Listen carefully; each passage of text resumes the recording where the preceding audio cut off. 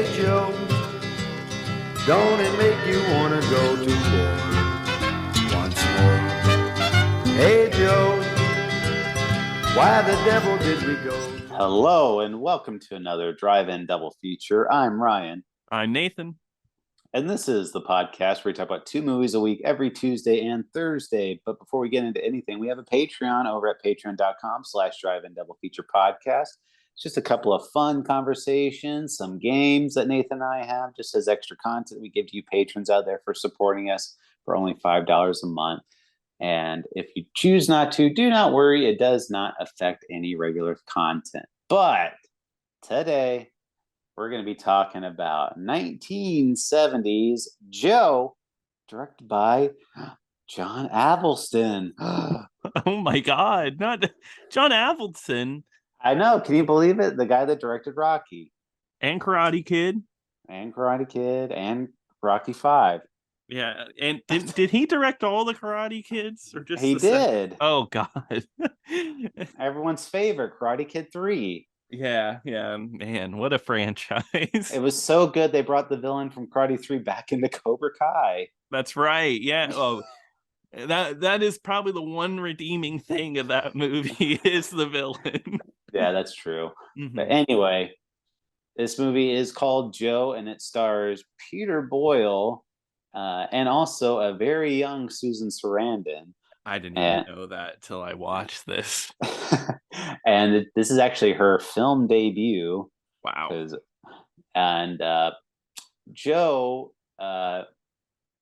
it's a complicated movie. Yeah.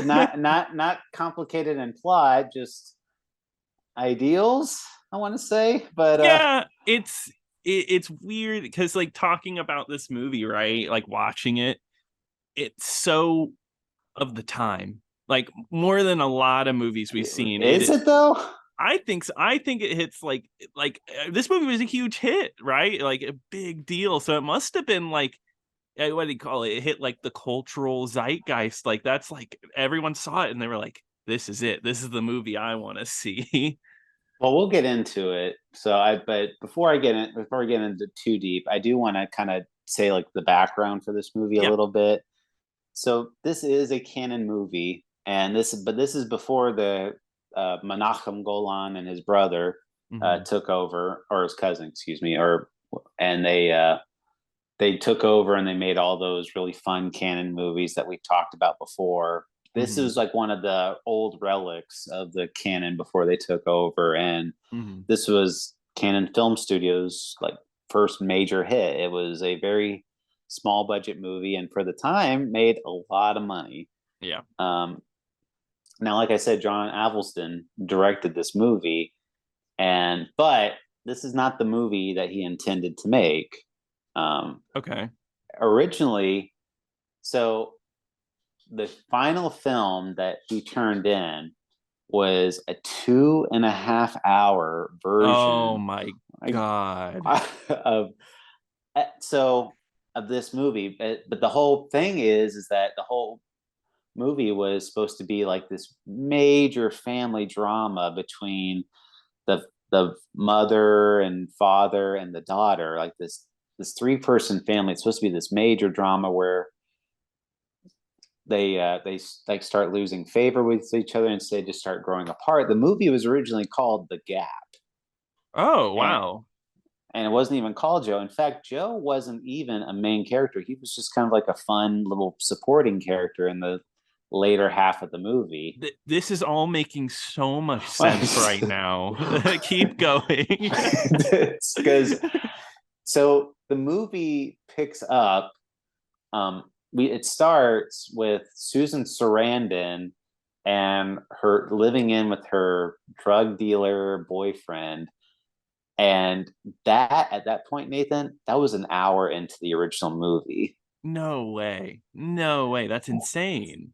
Like at that point, like because what happened is that when Canon had gotten that movie, they fired John Avildsen, and there was like it was unwatchable. Like everyone said how boring it was. Okay. and they were adamant like this was going to be an awful movie. So they had to bring in another director to kind of help edit this whole thing. So the editors like get rid of the whole first hour of the movie. Wow. And that was the whole deal. So like the movie opens, and like because originally Joe doesn't even show up until an hour after the movie has been in. That's what I was just thinking. I was like, wow, if this movie they cut out the first hour, that means Joe's like hardly in this. Wild. Joe doesn't even show up until like over an hour into the movie, and and he plays such a prominent role like in the final product. Even in the final produced film that we have now, this movie is about like 100 minutes, something like that. Yeah. Even then, Joe doesn't show up until 30 minutes into the movie. Yeah, I mean, I was watching the movie and like, when's Joe showing up? Like, there's a good chunk of movie before he even shows up. So that's kind of what happened. Like they realized how boring it was, but then when they were watching the scenes with Peter Boyle, and Peter Boyle he's a super talented actor. Oh yeah, very charismatic.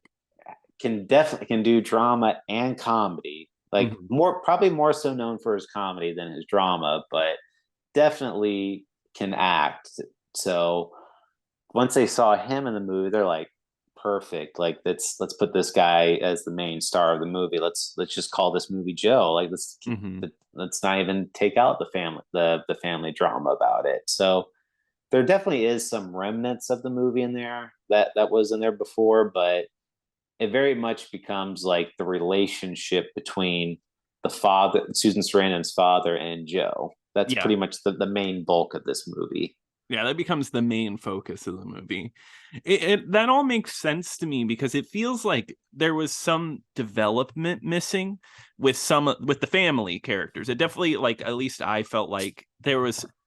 It makes sense, but when I was watching the movie, I was like, wow, they're kind of underdeveloped. I would have liked to seen like a little more of them, but also I kind of wouldn't want to see a little more of them because, funny enough, watching this movie, I was still like, this is a little too long. And like, so now to hear that it was a 2.5 hour long movie, I was like, I couldn't even imagine. I was about to say, can you imagine sitting through an additional hour of this movie?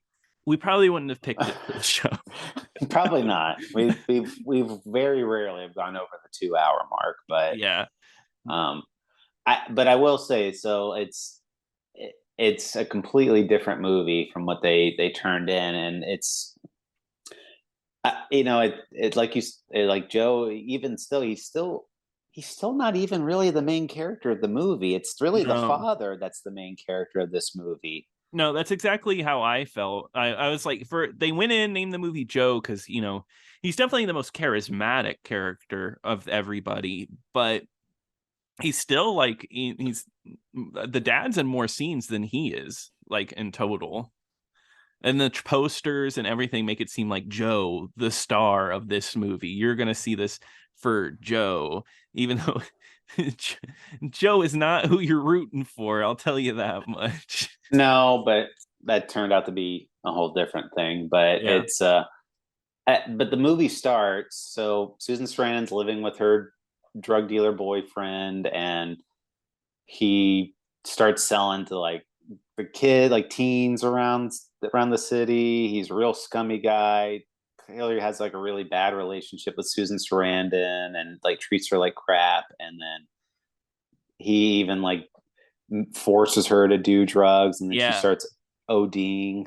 And the opening scene is long too. It's like maybe a little over like 10 to 15 minutes of this drug dealer talking and him. And I mean, I even wrote it in my notes, like, this man shoots drugs immediately at the start of the movie. And then Susan Sarandon also gets naked immediately at the start of the movie.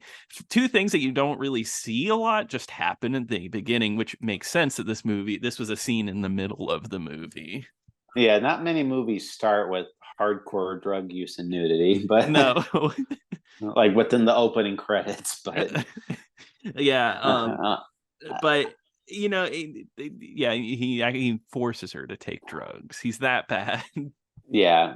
So she ODs, and then the dad's looking for some revenge, and the dad actually goes out and murders her boyfriend. He finds Yeah. her and murders her in cold blood. Yeah, And what an interesting kill too, because he like shakes him and he hits the wall, and they do a weird camera effect. I don't even know how to explain it, of him like fading in and out. They really went all out with it. no, yeah, it's a really crazy out there scene, and they Yeah. film it in such a way, but it kind of just shows him to be real shell shocked afterwards, and he's got to go calm his nerves, and he Mhm. winds up in a bar, and no joke, within 30 seconds of Peter Boyle being on screen, the character Joe showing up immediately says the N word, Oh like yeah. just multiple times. And it's just Yeah. like, holy crap. Yeah. Like, And this is the title character. Yeah, no, not only is he dropping the N-word, he is saying like the most vile, like racist things I've heard like in a movie. Like you can't even imagine like talking. I don't even want to go into it. It's rough. so, I mean, the part I obviously I knew about this movie from the Canon documentary that I've Yes, yeah. referenced and other Canon movies we talked about. So, Hmm. and the way they frame it in that one is they frame it as like it's kind of like a Death Wish type of movie where Yeah, he's this super overworked guy. He's had it up to here with the scum of this town, but it's not. But that's not really the case. It's just he's got these extremely concerning views of people and like races yeah. and people that don't align with his beliefs, that he's like, no, we need to murder these people. Like these people need to die. That's the only way this country is going to be better. Exactly. Literally, like just hippies, everybody, liberals. Well, actually, I do have to say one line that I thought that made me bust out laughing. He says, "Did you know that 42% of all liberals are gay?" And Oh yeah. I thought that was a good line. But yeah, no, I mean, he has views like this. But yeah, it's like, because what happens is the father becomes vulnerable. And Peter Boyle eventually finds out, oh yeah, he did kill him, and then Peter Boyle treats this guy like a hero, like, you killed a drug dealing scum. You are my hero. I want to be just like you. Yeah, that's the man is so shell shocked. He's got PTSD. All like he's staring off into space. And as Peter Boyle is saying all this stuff, he just blurts out, "I killed one, like tonight. I just got done doing Yeah. it." And most people were probably like, "Oh my god, you killed the guy? Like what?" Like, Hmm. but Peter Boyle, he gets excited. He is Yeah. like you said, he starts treating this guy like royalty, being like, "Hey, buy this guy a drink. Like, let's this guy needs to be celebrated for Yeah.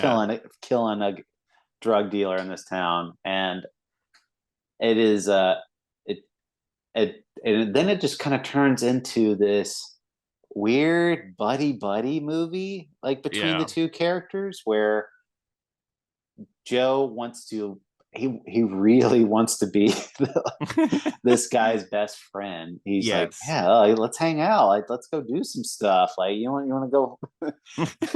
No, yeah, they it's like they hang out, they introduce each other's wives to each other. Well, I Um, like it because he invites this guy over, and it's very clear like they're from two different walks of life. Because Joe mhm, is your typical blue collar worker. He's works long hours, does a hard backbreaking job. So, and then the other dad, the character Bill Compton, the dad he's like a white collar office worker. mhm. And it's because they even have this conversation where Joe says, I make $4 an hour. And this is Yeah, 1970, so this is 50 years ago, which is also crazy to think in 50 years that the minimum wage hasn't increased that much not a since then. lot. Yeah. But that's a whole different topic. But anyway, um, and then he asked Bill, what he's like, what do you make? I make 60,000 a year. And he's like, oh my God. Yeah, like amazed, like 60,000.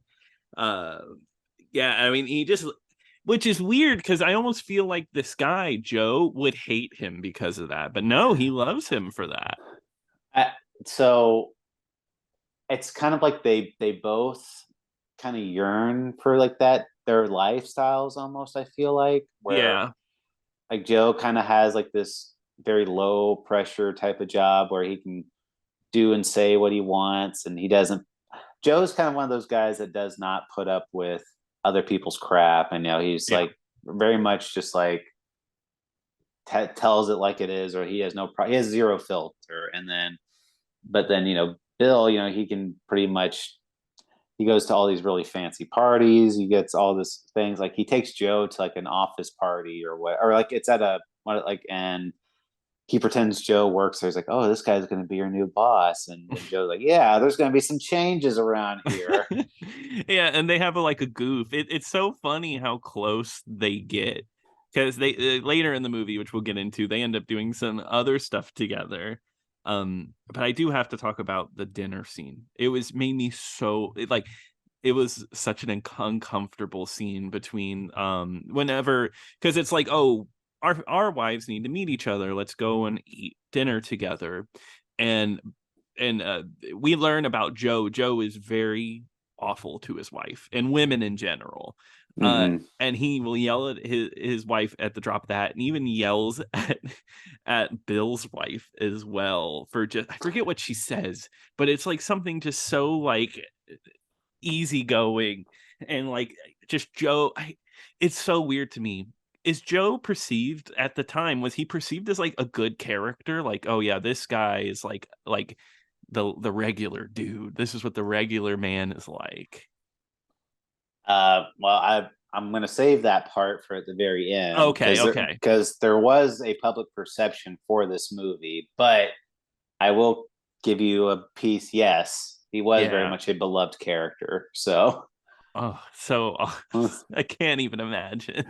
So, yeah, Joe clearly doesn't have any respect, and he's starting to like get involved with this whole like we should start going, like we should start doing this, like we should go hunting, like maybe we should like do it again, maybe, type of thing. And he has like a real extensive gun collection. He loves going. He takes Bill downstairs and shows off all his guns and everything. But in the meantime, like as this friendship is kind of blossoming between the two, and there's like a little bit of uneasiness to it, a little bit, but not a ton. But anyway, Susan Sarandon finally gets better, and she finds out that her dad killed her boyfriend, and she ends up running off, and he goes over to Joe and tells Joe like, oh, my daughter, she found out what I did, and she could talk, and said, well, we got to go find her. And then they go on this big chase. Oh, that's the other thing too. It's like the other really uncomfortable part is that Bill had told his wife that he killed the boyfriend.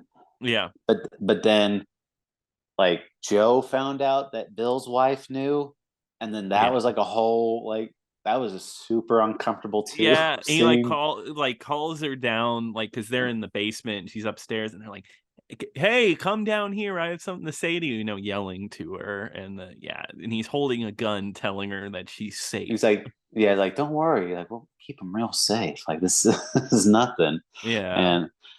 And but yeah, they have like this whole thing. She gets better, and they like, we gotta find her. And I gotta say, they are horrible detectives. They don't know what the hell they're doing. They just like, let's just go to some place where some hippies hang out.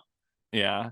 And then like and of course Joe here is horrible, because like Bill's getting some info off of some hippies, and of course he's like, why don't you get a haircut, like while he's getting information, like good information from these people. Yeah, or like they could go into this restaurant that serves Japanese food. Oh my god. And then Bill just starts going on this like Joe goes on like a racist rant about Asian people. So of course he does. So it's like, like it's just never ending with this guy. Yeah, and he's like, I want a beer, and he started naming a beer, and they're like, we don't serve beer here, and he just looks so offended that there's Yeah. no beer. But they do go to this real like hippie type of bar eventually, and teenagers or 20-year-olds are all hanging out, and they're like, hey, we see those old guys there, let's try to see if they'll buy some weed on us. We'll pretend it's oregano. And Uh-huh. they go over there, and Bill's like, oh, I got all the weed I need, because he stole all the drug dealers' weed when he killed them. Yeah. So then they invite him up. They're like, hey, well, you old guys want to come party with us, and we'll do all those drugs together. And first they're a little apprehensive, and they're like, sure, yeah.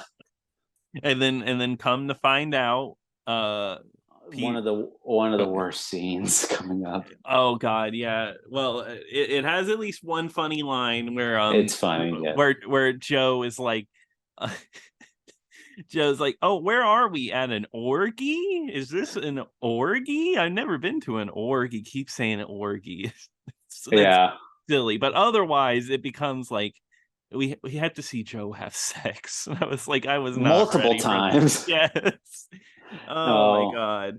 So like there's the other funny part too, because they're all smoking weed and they're using a hookah, and the girl starts smoking weed and she hands it to Joe, and he's like, no, I'm good. She's like, oh, come on.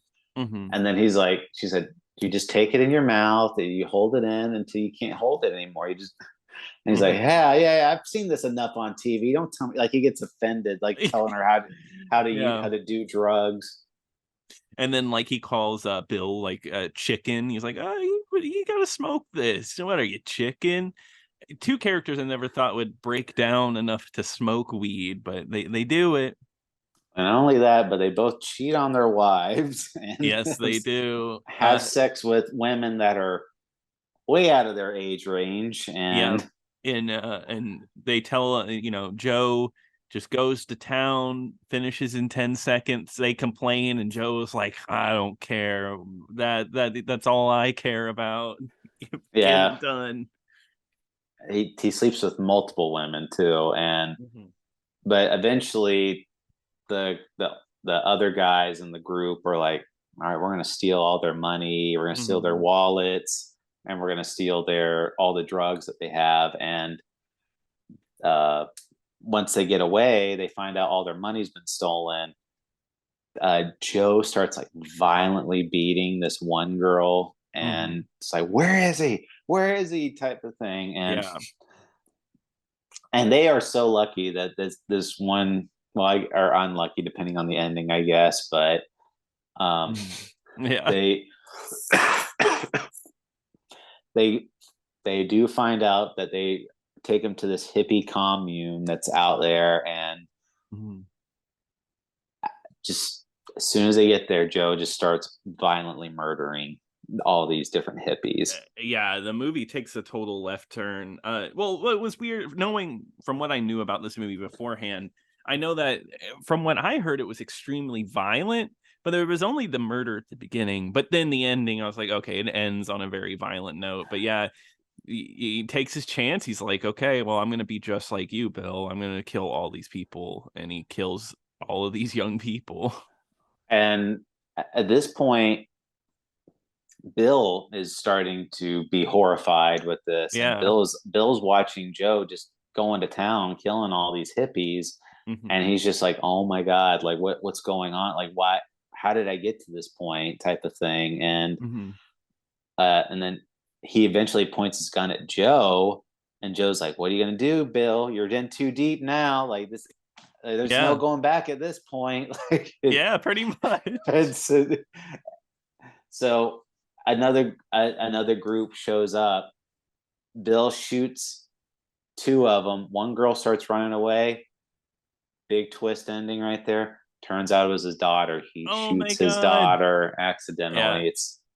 And it ends on the frame. It ends on him shooting the daughter, and it says, and then the credits roll. Well, a little bit of dialogue too.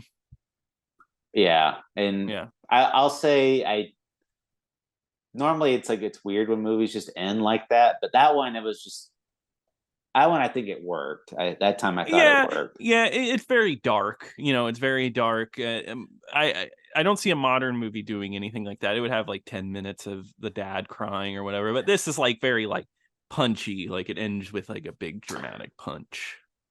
So that was the second thing that was edited from this movie. Oh, really? There was an additional Oh, there was an additional 15 minutes after this movie and after that gunshot. so I bet you it was the crap. I just talked about this dad crying over his daughter, like, Joe, why'd you do it, Joe? Kind of That's deal.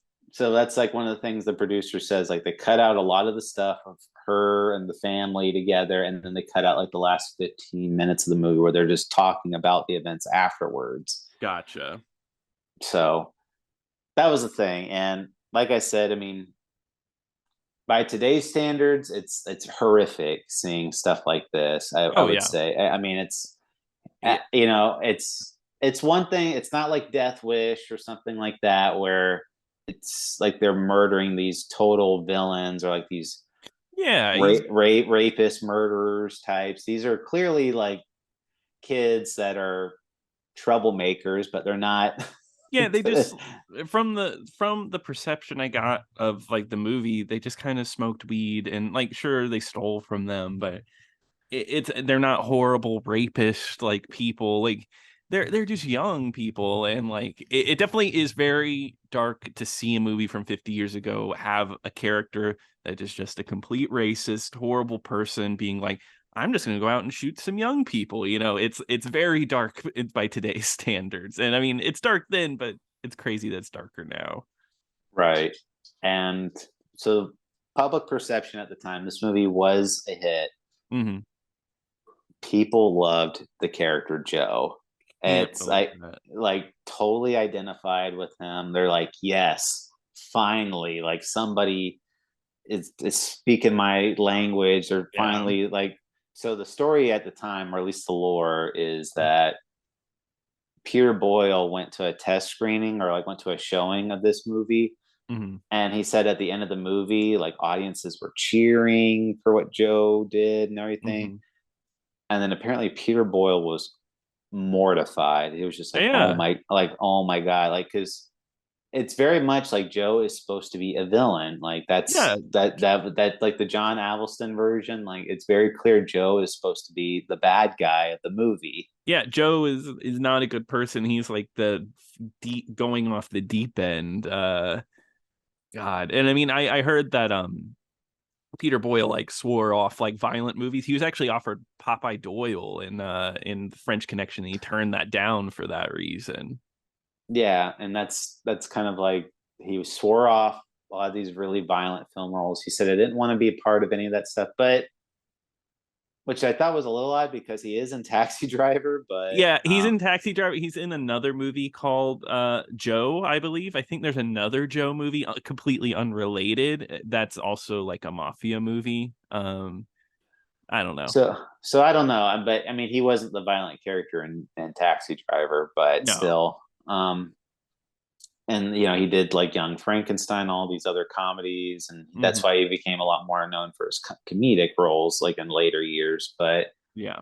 um, clearly, he just was like, I can't believe I was in a movie like this. I can't believe people are actually rooting for this character, and Yeah.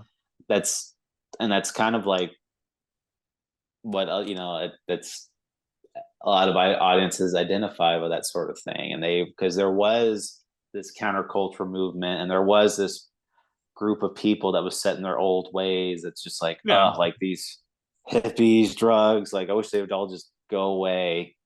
Yeah. No, exactly. It's definitely like the rage against the counterculture because the what is it? 1969 is considered the year of love or whatever. 1970, we're past that. We're in a new decade, and Joe kind of represents that pushback. But I really don't think it was supposed to be a positive pushback. Not at all. No, but I mean, it's very to me. I mean, I thinking in the 1970s standpoint, it does seem to be trying to portray Joe like in a positive light. It is trying to The make it seem like a certain way. The direction, the posters, the tagline, because I think the tagline is keep America beautiful, right? And the poster is literally Peter Boyle holding the gun, got an American flag. Joe, I think the O is like red, white, and blue. It's like, yeah, see this He's movie? an American hero. Yeah, like this is America. This is what we're gonna do to make, save America kind of deal. And it's funny though, because like I said, Peter Boyle didn't really want to do stuff like this again, but that didn't stop Canon from trying to promote a Joe 2, even though they did not have any direct contact with Peter Boyle or agree to get him to sign up, because that was just kind of Canon's MO. It was just they would make a poster for a movie, and then they would get the budget made for that. Mm-hmm. So yeah, which is funny. I love that. But yeah, no, I have a magazine over here that actually has the poster for Joe 2 in it, and I love that they would just be like, yeah, this movie needs a sequel, like 10 years later, Joe 2. That was supposed to be the plot, is that Joe gets out of prison after 10 years, which is again crazy that he was able to murder all those people and get out, but but that was supposed to be the thing. Another real world event that I wanted to bring up that kind of came out around the same time is that there actually was a real life mass murder from a railroad worker named Arville Douglas Garland, where he ended up murdering his daughter, killing her boyfriend, and 2 other students. And right as the movie Joe was coming out, so much so that the judge saw the movie and told prosecution and the defense teams to go see the movie to make, to see like, hey, like this might be influencing people's ideals. And when they were interviewing jury members for this case, anybody that came forward that said that, yeah, I saw Joe, they were excluded from the jury. They didn't even let them in the jury. Wow, really? I mean, that's probably for the better, honestly. But again, so many people, they were sending a real life murder. They were sending him sympathy letters, being like, "Oh my God, like I would have done the same thing," or I can't believe they're putting you away for this type of stuff. But